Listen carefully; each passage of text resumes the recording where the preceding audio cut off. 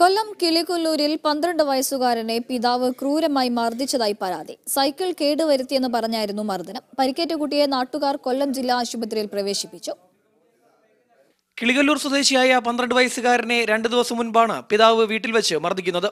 Cycle കേടായതിനാണ് മർദ്ദനമെന്ന് കുട്ടി പറയുന്നു. വീട്ടിലുണ്ടായിരുന്ന അമ്മ തടയാൻ ശ്രമിച്ചെങ്കിലും അമ്മയെയും പിതാവ് മർദ്ദിക്കുകയായിരുന്നു. സൈക്കിളിന്റെ ഫ്രണ്ടിലത്തെ കമ്പി വളഞ്ഞിരുന്നു. അന്നേരം വാപ്പ ചോദിച്ച് എങ്ങനെ വളഞ്ഞു? ഞാൻ പറഞ്ഞ അറിഞ്ഞൂടാന്ന് പറഞ്ഞു. അന്നേരം കള്ളമാണെന്നും പറഞ്ഞ് അടിച്ചു.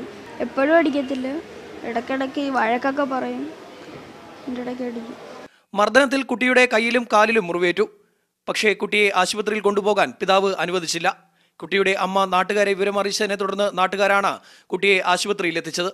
കൈക്ക് ഒരു പൊട്ടലുണ്ടെന്നാണ് മനസ്സിലായത്. ഇപ്പോൾ ഡോക്ടർ നോക്കിയപ്പോൾ കൈക്കൊരു പൊട്ടലുണ്ട്.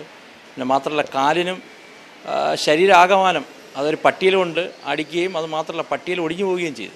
പക്ഷേ ഇന്ന് ഈ കഴിഞ്ഞ 2 ദിവസമായി ബാത്റൂമിലേക്ക് കുട്ടിയെ എടുത്തുകൊണ്ട് പോകുന്നത് നാട്ടുകാരായ ചില ആളുകളുടെയൊക്കെ ശ്രദ്ധയപ്പെടുകയും അവർ ഞങ്ങളെയൊക്കെ അറിയിച്ചതിൻ്റെ അടിസ്ഥാനത്തിലാണ് ഞങ്ങളെല്ലാവരും ഈ ഹോസ്പിറ്റലിൽ നിന്ന് ഇവിടെ അഡ്മിറ്റ് ചെയ്യുന്ന സ്ഥിതി ഉണ്ടായത്.